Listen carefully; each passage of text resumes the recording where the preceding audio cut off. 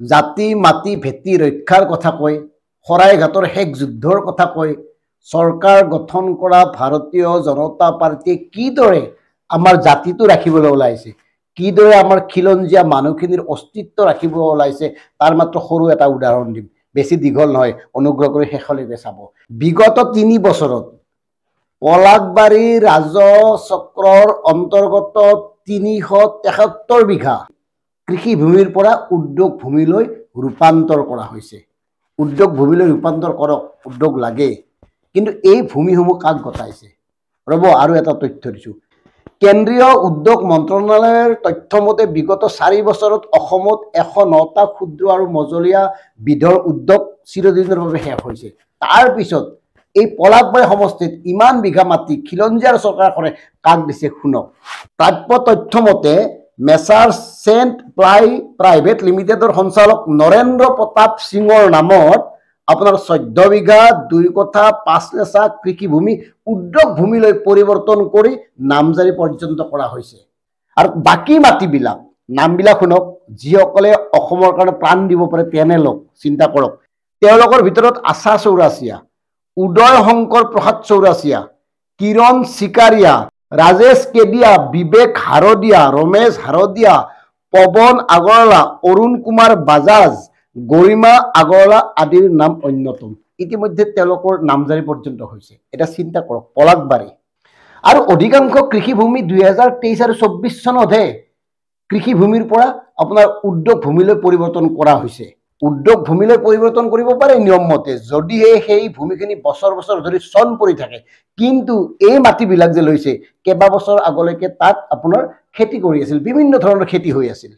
আৰু এই পলাশবাৰী সমষ্টিৰ অন্তৰ্গত অৰ্থাৎ পলাশবাৰী ৰাজচক্ৰৰ অন্তৰ্গত কিছুমান অঞ্চলত ইতিমধ্যে মুম্বাই, দিল্লীৰ বৃহৎ পুঁজিপতিয়ে মাটি ক্ৰয় কৰিছে।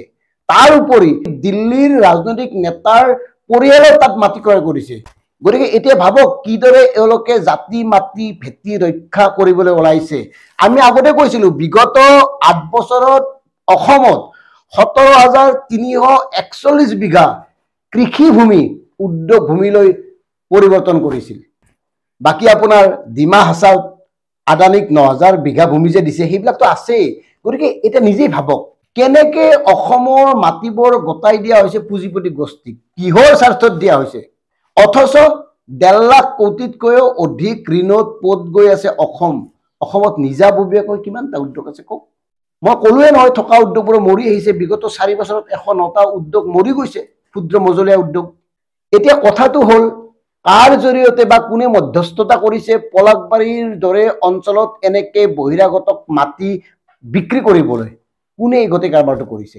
এই কথাটো কিন্তু গুৰুত্বপূৰ্ণ, কাৰণ ইয়াৰ নেপথ্যত এটা বৃহৎ চক্ৰ নাথাকিলে এই সম্ভৱ নহয়। আৰু এটা আমি সৰু কথা কৈছোঁ, হেমাংগ ঠাকুৰীয়া, আপোনাৰ পলাশবাৰীৰ বিধায়ক হেমাংগ ঠাকুৰীয়া। হেমাংগ ঠাকুৰীয়া ডাঙৰীয়াই বিগত ৩ বছৰত অৰ্থাৎ ২১ চনৰ পৰা ২৪ চনৰ ভিতৰত নিজৰ মাতৃৰ নামত ২২ বিঘা মাটি ক্ৰয় কৰিছে। মাতৃ কিন্তু আপোনাৰ পেঞ্চন প্ৰাপ্ত দেই।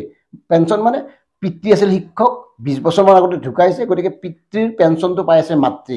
অথচ এইজন হেমাংগ ঠাকুৰে শপতনামাত কৈছিল তেওঁৰ হাতত মাত্ৰ ৮০,০০০ টকা আছে, মাটি বাৰী নাই। এই অধ্যায়টো আমি পিছত আনিম। গতিকে এই কথাটো এইকাৰণে উল্লেখ কৰিছোঁ, কেনেকে পলাশবাৰীৰ দৰে এই অঞ্চলটোত বহুজাতিক কোম্পানী বা পুঁজিপতিক এই ধৰণে মাটি গতাই দিয়া হৈছে অসমৰ আৰু অসমীয়াৰ মাটি। থলুৱা মানুহ নাই অসমত, অসমীয়া মানুহ নাই, অসমৰ বিভিন্ন জাতি জনজাতিৰ লোক নাই, বহিৰাগত লোকৰ ওচৰত মাটি বিক্ৰী কৰিবলগীয়া হৈছে।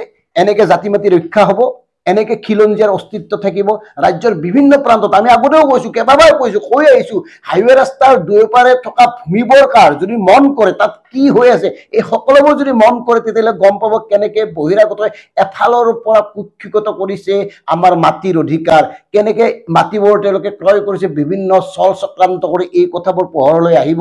আৰু এটা কথা স্পষ্ট, একাংশ চৰকাৰী বিষয়াৰ পৃষ্ঠপোষকতা নোহোৱাকৈ অবিহনে এনেকৈ ভূমি বহিৰাগতই ক্ৰয় কৰাটো সম্ভৱ নহয়। গতিকে আহক, আমাৰ দৰে সাধাৰণ লোকবিলাকে মনে মনে থাকোঁ, অকণমান কিবা পালে চেলুকো। চেলেকিয়েতো আছে, কোনেও মাত নামাতে। কিয় মাত নামাতে? এই মাত নামতাৰ আঁৰৰ কাৰণ কি, কাৰক কি, কিহৰ কাৰণে মাত মাতিবলৈ তেওঁলোকে সাহস বটাব পৰা নাই? অসমৰ অধিকাংশ জনতাই যেতিয়ালৈকে এই কামবোৰৰ বিৰুদ্ধে মাত নামাতিব, তেতিয়ালৈকে খিলঞ্জীয়াৰ কথা কৈ লাভ নাই। খিলঞ্জীয়াৰ কথা ভাবি লাভ নাই, মাতৃ ভেটি ভাষা এইবিলাক কথা কৈ লাভেই নাই। ধন্যবাদ।